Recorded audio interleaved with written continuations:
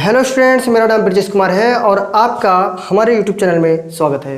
Students, हम लोग पढ़ने वाले हैं एडजेक्टिव, पढ़ रहे हैं विस्तार से पूरा पढ़ा रहे हैं। तुम्हारा UP board, SSC, bank, railway सभी में काम आता है। वैसे रेलवे में तुम्हारा नहीं पूछा जाता, लेकिन कुछ ऐसी चीज़ है जिसमें पूछा जाता है, ठीक है। तो सभी में काम आएगा क्योंकि उसको हम जीरो से लेकर एडवांस लेवल तक पढ़ा रहे हैं। तो इसको आप देखिएगा, समझिएगा और इसको शेयर भी करिए, ठीक है। तो आज हम पढ़ेंगे इसका 9 नंबर पार्ट। अगर इसको हम मान लीजिए बेसिक पढ़ाते केवल बोर्ड एग्जाम तक का, तो अब तक ख़त्म हो गया होता। तो अपना चल रहा है एडवांस तक का, तो सभी में काम आएगा। कोई भी कंपटीशन का एग्ज़ाम दे रहे हैं या बोर्ड एग्जाम दे रहे हैं, सभी में काम आता है, इसलिए इसको ध्यान से देखिएगा। देखिए क्या है, नोट लिखा गया है। नोट नंबर कितना है? कुछ भी है, एक प्रकार का रूल है बहुतेक काम का। हम लोग इसके पीछे वाले वीडियो में देखे थे little, a little, the little का प्रयोग, ठीक है। जो little, a little, the little का प्रयोग करने पर सेंस मिलता है, वही सेंस इसमें फ्यू, ए फ्यू और द फ्यू का सेंस मिलता है। परिवर्तन कितना है, क्या परिवर्तन है उसमें, यानी क्या अंतर है, तो देखो ध्यान से। अगर few, a few, the few का प्रयोग करेंगे तो इनके बाद में जो नाउन प्रयोग किया जाएगा वो अपने कैसा रहेगा? प्लूरल काउंटेबल नाउन होगा। यह क्या होगा? प्लूरल काउंटेबल, जिनको हम गिन सकते हैं उनके लिए ही प्रयोग करेंगे। लेकिन little, a little, the little का प्रयोग जब करते थे उनके लिए मटेरियल नाउन या फिर अब्स्ट्रैक्ट नाउन, यानी जिनको हम नहीं गिन सकते हैं उनके लिए प्रयोग किया जाता है। सही है? किसका प्रयोग? लिटिल, ए लिटिल और द लिटिल, ठीक है। इनका प्रयोग तब करते हैं जब जिन वस्तुओं को हम नहीं गिन पाते, यानी अनकाउंटेबल नाउन के लिए। सही है? तो इसीलिए वहाँ पे आता था अनकाउंटेबल नाउन आता था, और यहाँ पे क्या आएगा? Countable noun. और कौन से सेंस में रहेगा? प्लूरल काउंटेबल नाउन आएगा। समझ में आया? अब देखिए जैसे क्या हुआ कि सबसे पहले हम पढ़ रहे हैं फ्यू। तो फ्यू का अर्थ क्या है? तो फ्यू का अर्थ यहाँ पे मिलेगा कुछ नहीं। क्या मिलेगा? फ्यू का अर्थ कुछ नहीं, मतलब है अर्थ जहाँ पे कुछ भी नहीं का सेंस देना होगा वहाँ पे मिलेगा फ्यू का प्रयोग। हमेशा ये रहेगा नकारात्मक सेंस में। किस सेंस में रहेगा?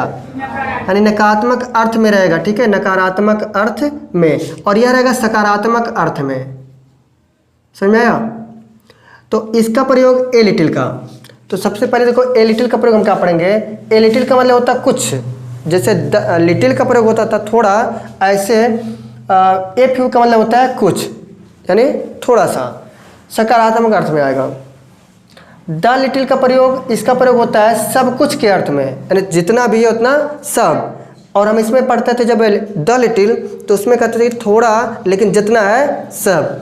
ऐसा सेंस यह भी दे रहा है, यानी सेंस सभी का सेम जैसा रहेगा। केवल प्रयोग करने वाली बात है कि इनके बाद हमेशा प्लूरल काउंटेबल नाउन आएगा, और अगर हम लिटिल वाला प्रयोग करते हैं तो उनके लिए अनकाउंटेबल नाउन, यानी मटेरियल नाउन या एब्स्ट्रैक्ट नाउन का प्रयोग जब करते हैं तब होता है। समझ में आया? तो इसलिए अनकाउंटेबल नाउन का प्रयोग सब चीज़ें किया जाता है। अभी देखिए यहाँ पे अर्थ है, दो एग्जाम्पल्स दे रहे हैं। ये दोनों एग्जाम्पल दे रहे हैं फ्यू के बारे में। किसके बारे में? फ्यू के बारे में। लिखा गया there are few boy in the class. क्या सही लिखे हम? अगर गलत लिखे तो कैसे गलत हो गया भाई? प्लूरल। देखो देयर आर फ्यू, तो यहाँ पे फ्यू की बात हो गई ना, केवल किसकी बात हो रही है? फ्यू की। फ्यू के बाद क्या आया? नाउन आया ना, तो कैसा आना चाहिए था? प्लूरल काउंटेबल नाउन आना चाहिए था ना। लड़कों को गिन सकते हैं ना, तो यहाँ पे बॉयज लगा देंगे तो सेंटेंस कैसा हो जाएगा? सही हो जाएगा। समझ में आया? इसका अर्थ हुआ कि there are few boys in the class, यानी क्लास में कुछ लड़के थे। कुछ लड़के मतलब कितना? ना के बराबर, यानी क्लास में कुछ भी लड़के नहीं थे, मतलब एक भी लड़के नहीं थे, ऐसा सेंस मिलेगा। समझ में आया? सभी कौन थी? लड़कियां थी। हो सकता है ऐसा सेंस मिल सकता है कि क्लास में एक भी लड़के नहीं थे तो कौन थी? लड़कियां थी, या मतलब दोनों नहीं थे। क्लास में कौन होता है? स्टूडेंट होते हैं ना, तो यहाँ पे ऐसा सेंस मिलेगा। यहाँ अगर हम कह सकते थे फ्यू स्टूडेंट्स, तो मतलब समझिए कोई नहीं था, ना तो लड़के ना तो लड़की। समझ आया? कोई स्टूडेंट नहीं थे, नहीं है। आर लगाया। यहाँ लिखा है there are few rupees in his pocket. सही लिखा है? There are few rupees. देखो रुपीज और मनी में अंतर। रुपीज जो होता है काउंटेबल नाउन है, प्लूरल काउंटेबल नाउन, और इनका अर्थ हम गिन सकने वाले चीज़ों में करते हैं, तो ये प्लूरल काउंटेबल नाउन आया। मनी को अनकाउंटेबल माना गया है। अगर मनी होता तो वहाँ पे लिटिल लगाना पड़ता। क्या लगाना पड़ता? लिटिल। तो ये सेंटेंस सही है, कोई गलती नहीं है, क्योंकि रुपीज लिखे हैं। अगर एस ना होता तो गलत था। लेकिन वहाँ पे लगा है ना तो सही है। समझ में आया कि नहीं आया? यहाँ पे क्या अर्थ मिलेगा? There are few rupees in his pocket, मतलब उनके पॉकेट में 1 रुपया नहीं है, गायब, चिल्लरों नहीं है। इसका अर्थ ये तो आया कि उनके पॉकेट में 1 भी रुपये नहीं थे या नहीं है, लगा ना आर, तो इसका अर्थ हुआ। हम समझ पा रहे हैं? समझ पा रहे कि नहीं भाई? फ्यू लगा तो समझिए कुछ भी नहीं का सेंस देगा। अब इस मन में आता होगा भाई फ्यू, फ्यू माने कुछ, कुछ माने थोड़ा, वही जरूर। तो there are few rupees in his pocket, अगर कोई ऐसे बोल रहा है तो समझ लो कि यहाँ पे कुछ भी नहीं है, उनके पास कुछ भी नहीं है। अगला जो एग्जाम्पल्स लिखा गया है, ये लिखा है ए फ्यू के लिए। किसके लिए? ए फ्यू के लिए लिखा गया है। इसमें देखो अर्थ क्या मिलेगा उनको भी बताना है। There are a few boy in the class, इसका क्या अर्थ मिलेगा? देयर आर ए फ्यू, कुछ लड़के हैं। तो यहाँ पे mister Durgesh what are doing है? कुछ नहीं। बहुत अच्छे, कुछ नहीं, कुछ नहीं। नहीं, मुंडी नीचे करके बैठे हो, ऐसे लग रहा है कि नींद आ रहा है। बोर्ड ऑफ ध्यान लगाओ, ठीक है? ऐसे करके बैठे हैं, ऐसे हम क्या बताएं? कोई मार और दिया है, सर नहीं उठा सकते हैं, सर उठा सकते नहीं, झुका सकते नहीं, पता नहीं कैसे हैं, झुकाए पड़े हुए हैं। सर झुका सकते नहीं है, पता नहीं क्या ऐसे रहेगा, और तुम लोग क्या सर झुका के बैठे हो। There are a few boys, there are few boys, boys. अब यहाँ बॉयज रहेगा कि बॉय रहेगा? तो यहाँ पे हम बॉय लिखे हैं, सही लिखा था? तो अभी प्लूरल काउंटेबल नाउन, अब सही है ना? ए फ्यू का अर्थ क्या मिल रहा है यहाँ पे? क्या मिल रहा है? कुछ। और यहाँ का था कुछ नहीं, यही तो था। तो यानी कहा there are a few boys in the class, यानी क्लास में कुछ लड़के हैं। सही है ना? तो सेंटेंस ये अभी क्या है? सही है। आगे लिखा है there are a few good book, a few good book in library, in the library. सही लिखा है? गलत। कहाँ है गलत हो गया भाई? ए फ्यू का मतलब क्या मिल रहा है? कुछ। एक गुड जो लिखा है ये एडजेक्टिव है। एडजेक्टिव किसकी विशेषता बताता है? नाउन की। तो प्लूरल काउंटेबल नाउन होना चाहिए ना, तो यहाँ बुक्स लिखा है। अब सही है ना? सही है। यहाँ पे लिखा है अगला, ये लिखा है the little, sorry the few के लिए लगा है। द फ्यू का एग्जाम्पल लिखा गया है, I have read the few book of your library. सही लिखा है? कहाँ है गलत हो गया? देखो यहाँ पे लिखा है द फ्यू का मतलब होता है सब कुछ, यानी जितना है सब। यहाँ बुक लिखा है, सही लिखा है? प्लूरल काउंटेबल नाउन होना चाहिए, तो यहाँ पे बुक्स रहेगा। यानी आई हैव रीड, मैंने पढ़ लिया है, द फ्यू बुक्स यानी सब कुछ किताबें, ऑफ योर लाइब्रेरी, तुम्हारे लाइब्रेरी की, तुम्हारे लाइब्रेरी की सभी किताबें हमने क्या कर लिया है? पढ़ लिया है। तो इसका सेंस ये मिला। समझ में आ रहा है? The teacher taught the few boy, है जो लिखा है द फ्यू, इसका क्या अर्थ मिल रहा है? सब कुछ मिल रहा है, सब कुछ। बॉय रहेगा कि बॉयज रहेगा? क्यों रहा है? Plural countable noun. तो लिखा गया सब कुछ। The teacher taught the few boys that had come, teacher ने सब कुछ पढ़ा दिया। किसे? मतलब सभी लड़कों को पढ़ा दिया जो आए थे। दैट हैड कम, तो टीचर ने पढ़ा दिया द फ्यू बॉयज, सभी बच्चों को, सभी लड़कों को जो क्या किए थे? दैट हैड कम, जो आए थे। यानी टीचर ने उन बच्चों को पढ़ा दिया जो आए थे, यानी जितना आए थे सभी को पढ़ा दिया। जैसे हम जितने आए हैं सभी को पढ़ा रहे हैं, जो नहीं आए हैं वो लोग वीडियो के माध्यम से पढ़ेंगे। हैं? हाँ, तो वो भी पढ़ रहे हैं, लेकिन वीडियो में देखेंगे तब। ठीक है? समझा कि नहीं आया? तो जो आए हैं वो लाइव पढ़ रहे हैं, जो नहीं आएंगे तो कहाँ देखेंगे? ऑफलाइन, मतलब घर पे ऑनलाइन पढ़ेंगे। ठीक है? समझ आया सब कुछ कि नहीं? तो हम लोग क्या पढ़े? Few, a few, the few. अभी इसके आगे हम पढ़ेंगे, अगला टॉपिक क्या है? हाँ, मच और मैनी का। तो अगला टॉपिक रहेगा मच और मैनी, तो इसको आप लोग कॉपी कर सकते हैं मुस्कुराते हुए। किसी कंफ्यूजन है तो पूछ सकते हो। देखिए अभी हम लोग पढ़ेंगे मच का प्रयोग। किसका प्रयोग पढ़ेंगे? मच और मैनी का प्रयोग पढ़ेंगे। तो देखिए वो सिंपल चीज़ है, सिंपल भी है और एक प्रकार से समझो टफ भी है, क्योंकि जब हम लोग पढ़ते जाते हैं किताब है या कोई चीज़ पढ़ते जाते हैं तो इन सब का प्रयोग बार बार मिलता है और हम लोग पढ़ के निकल जाते हैं, समझते नहीं क्या है, पढ़ के निकल जाते हैं। कब प्रयोग करें इसके बारे में समझो। मच का जो प्रयोग है, मच, तो मच का प्रयोग हम अनकाउंटेबल नाउन के साथ करते हैं, और अनकाउंटेबल कौन होता है? मटेरियल। तो लिख सकते हैं मच का प्रयोग जो परिमाण बताता है यानी मात्रा बताता है उनके लिए करते हैं, और अगर कोई मटेरियल चीज़ है, धातुवाचक संज्ञा है, तो उसकी हम मात्रा ही तो बता सकते हैं। तो इसीलिए क्या लिखा गया? मच का प्रयोग मटेरियल नाउन के लिए किया जाता है, और मटेरियल नाउन कैसे होते हैं? अनकाउंटेबल होते हैं। तो इनका प्रयोग कहाँ करेंगे? मटेरियल के लिए। मैनी का प्रयोग कहाँ करें? तो मैनी का प्रयोग प्लूरल काउंटेबल नाउन में करना है, यानी एक वचन संज्ञा के लिए साथ नहीं करेंगे, बहुवचन के लिए करेंगे। तो इसीलिए लिखा गया प्लूरल काउंटेबल नाउन। एग्जाम्पल्स देखिए, लिखा गया there is much water in the pot, सही लिखा गया है? कहाँ है गलत हो गया? यहाँ पे वाटर में एस लगा दिए हैं, तो ये प्लूरल बनाने का प्रयास कर रहे थे, तो सही ना? गलती हो गया। हाँ, तो ये क्या होना चाहिए? सिंगुलर होना चाहिए, अनकाउंटेबल होना चाहिए, सही ना? तो सिंगुलर ऐसे भी लिख सकते हैं, यूसीएन लिख सकते हैं, अनकाउंटेबल नाउन, है ना? तो लिखा गया देयर इज मच, तो मच का प्रयोग हम कर रहे हैं यहाँ पे, और इनके लिए क्या आ रहा है? मटेरियल नाउन आ रहा है। मटेरियल नाउन कैसे होते हैं? अनकाउंटेबल नाउन होते हैं, सही है? तो लिखा गया there is much water in the pot, यानी बर्तन में ज़्यादा पानी था, अधिक पानी था। तो अभी सेंटेंस सही है, आया कि नहीं समझ में? There is many water in the pot, सही लिखा गया है? क्यों गलत हो गया? क्योंकि वाटर अनकाउंटेबल नाउन है और मटेरियल है, तो इनके लिए हम मैनी का प्रयोग नहीं करते हैं। किसका करते हैं? तो मच का ऊपर कर देंगे तो सही हो जाएगा, तो इसलिए गलत हो गया। मैनी का प्रयोग करने की वजह से क्या हो गया?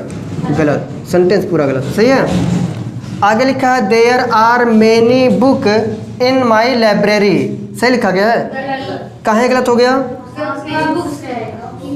ए भाई देखिए, मैनी का प्रयोग जब करना है तो इनके बगल में प्लूरल काउंटेबल नाउन आना चाहिए, PCN, प्लूरल काउंटेबल नाउन आना चाहिए, तभी सेंटेंस सही है, नहीं तो गलत है। अभी सही हो गया ना? लिखा there are much books in my library, सही लिखा है? तो यहाँ पे अगर हम यस हटा दिए तब क्या हो गया? सही हो गया? तब हो गया, भटक जाते हो। मच का प्रयोग करते हैं हम लोग किसके लिए? मटेरियल नाउन के लिए, जो कि अनकाउंटेबल होना चाहिए था, है ना? तो बुक को तो हम तो गिन सकते हैं ना, तो इनका प्रयोग दोनों गलत हो गया। तो यहाँ पर क्या हो गया? गलत हो गया। समझ में आया कि नहीं यार?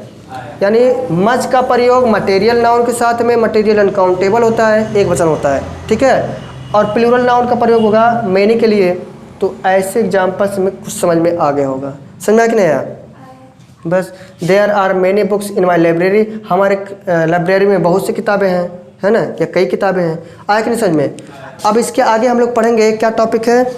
अगला टॉपिक आएगा एल्डर और ओल्डर। बहुत काम की चीज़ है भाई, एल्डर का प्रयोग करना और ओल्डर का प्रयोग करना, सही है? पढ़े भी हो। ओल्ड का Elder, older comparative degree, superlative होता है ओल्डेस्ट, एल्डेस्ट होता है ना? तो इनका प्रयोग देखें, कब ओल्डर का प्रयोग करें, कब एल्डर का प्रयोग करें। समझ में आया कि नहीं यार? इनको कॉपी करो।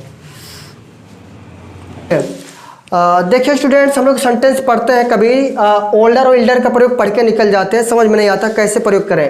तो देखिए हम बता रहे हैं एल्डर का प्रयोग और ओल्डर का प्रयोग। एल्डर का प्रयोग तब करना है जब एक ही परिवार के सदस्यों के बीच बड़ा का बोध कराना है, तो हम एल्डर का प्रयोग करेंगे। जैसे लिखा है एल्डर, तो एल्डर के बाद में हमेशा टू आएगा। लिखा Pappu is elder than to Sunil, तो यहाँ पे देन लगेगा कि टू लगेगा? टू लगेगा, देन नहीं लगेगा, ठीक है? क्योंकि एल्डर का प्रयोग क्या है? एक ही परिवार के सदस्य बताएंगे। यहाँ पे लिखा है परिवार के बाहर के सदस्यों या निर्जीव वस्तुओं के बीच जब बड़ा का बोध कराते हैं तो ओल्डर आता है, फिर देन आता है, टू का प्रयोग नहीं करते हैं। सेंटेंस देखिए, this temple is older then या टू दैट टेम्पल, यानी यह मंदिर जो है पुराना है किसकी तुलना में? उसकी। तो यहाँ पर टू नहीं लगाएंगे बल्कि देन लगाएंगे। समझ में आया? इसको आप लोग करके लाओगे, आया कि नहीं समझ में? ठीक है। देखिए हम लोग पढ़ रहे हैं एल्डर और ओल्डर के बारे में।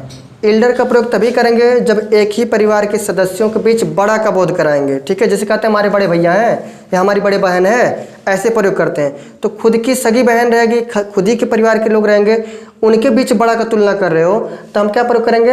एल्डर का। और इल्डर का प्रयोग करने के बाद में टू लगाओगे। क्या लगाओगे? यहाँ पे देन नहीं होगा, क्योंकि कंपैरेटिव डिग्री में क्या होता है, देन लगाते हैं, लेकिन इसमें देन का प्रयोग नहीं होगा। यहाँ पे कह रहा है ओल्डर, तो ओल्डर मतलब होता है कि उसमें एक बड़ा का बोध कराता है, लेकिन एक ही परिवार का नहीं, बल्कि परिवार के बाहर जैसे दोस्त होते हैं नहीं, या दोस्त के बड़े भैया हैं, या फिर साथ में कोई काम करने वाला कोई व्यक्ति है, तो उसमें कहते हैं हमारे बड़े भाई हो, बोलते हैं ऐसे, तो उसमें भी बड़े का बोध बताता है। या फिर कोई निर्जीव पुरानी वस्तु है और वह भी क्या करते हैं, बड़े की तुलना में हो। निर्जीव है, पुरानी है तो बड़े हैं माना जाएगा ना, तो उनका भी, उनके बीच में बड़ा का बोध कराएंगे, तो हम क्या प्रयोग करेंगे, ओल्डर। ओल्डर आएगा तो देन आएगा, टू का प्रयोग नहीं करेंगे। ठीक है, इस चीज़ को ध्यान देना। अब दोनों से संबंधित एग्जाम्पल्स देख रहे हैं, ध्यान से देखिए। पप्पू इज एल्डर, देन लगे कि टू लगे? यहाँ पे देखो टू लगेगा, क्योंकि लिखा है पप्पू इज एल्डर, पप्पू बड़ा है, टू सुनील, किससे बड़ा है, सुनील से। तो यहाँ पे देन का प्रयोग नहीं करेंगे, क्योंकि देखिए बताया गया था वो अपने परिवार के बारे में बता रहा है, तो इसके लिए हम यहाँ पे देन का प्रयोग नहीं करेंगे। This temple is older than to, than लगाएं कि टू लगाएं, that temple, this temple is older, यह मंदिर पुराना है, देन दैट टेम्पल, यानी किसकी तुलना में, उस टेम्पल की, यह मंदिर पुराना है उस टेम्पल की तुलना में। तो यहाँ पे टू का प्रयोग नहीं करेंगे। टू का प्रयोग तब करते हैं जब एक ही परिवार के सदस्यों के बीच बड़ा का बोध कराते हैं। सही है। आगे लिखा है रिया इज एल्डर देन या टू सोनम, क्या लगा है, रिया इज एल्डर, रिया बड़ी है, देन या टू सोनम, किससे बड़ी है, सोनम। तो यहाँ पे एल्डर का प्रयोग कर दिए। जब यहाँ पे एल्डर का प्रयोग किया रहेगा, समझ जाना कि अपने ही परिवार के बीच में बात हो रही है, और अपने परिवार के बीच में बात हो रही है तो देन नहीं लगाएंगे, क्या लगाएंगे, टू लगाएंगे। समझ में आ गया होगा। कह रहा है इसी प्रकार से नोट के रूप में लिखा है, जैसे ही लोग सेंस दे रहे हैं उसी प्रकार से सुपरलेटिव मीनिंग के लिए भी इनका क्या होता है, एल्डर नहीं होता बल्कि क्या होता है, एल्डेस्ट होता है। सही है। एल्डर के जगह पे क्या हो जाएगा, एल्डेस्ट, और ओल्डर की जगह क्या हो जाएगा, ओल्डेस्ट, सुपरलेटिव डिग्री में पढ़े भी हो। देखिए लिखा है दिस इज एल्डेस्ट या oldest temple in this village, this is the eldest या ओल्डेस्ट। बताओ कैसे पता चला कि ओल्डेस्ट लगाएं, क्योंकि मंदिर की बात हो रही है ना, निर्जीव चीज़ है, निर्जीव चीज़ के लिए क्या लगाते हैं, ओल्ड। ओल्ड लगा है तो ओल्ड का क्या बनेगा, ओल्डेस्ट। तो इस सही है, ये चीज़ गलत है। समझ में आया। तो अब पूरा सेंटेंस सही हो गया। इसी प्रकार से लिखा है हिज ओल्डेस्ट या eldest son lives in England, यानी उसका बड़ा लड़का लिव्स रहता है इन इंग्लैंड। कहाँ रहता है, तो बताओ यहाँ पे हम ओल्डेस्ट लगा देगा, तो इस चीज़ गलत है और ये चीज़ सही है। अभी पूरा सेंटेंस सही हो गया। समझ आया कि नहीं आया, कन्फ्यूजन है पूछ सकते हो। आया तो इसको कॉपी कर सकते हैं और टाइम बता दें। हाँ, तो यदि हमारा वीडियो आप लोग को अच्छा लगा तो चैनल को लाइक करें, सब्सक्राइब करें और शेयर करें, और मिलते हैं अगले वीडियो में। तब तक के लिए हंसते रहिए, मुस्कुराते रहिए और पढ़ते रहिए। मिलते हैं। जय हिंद।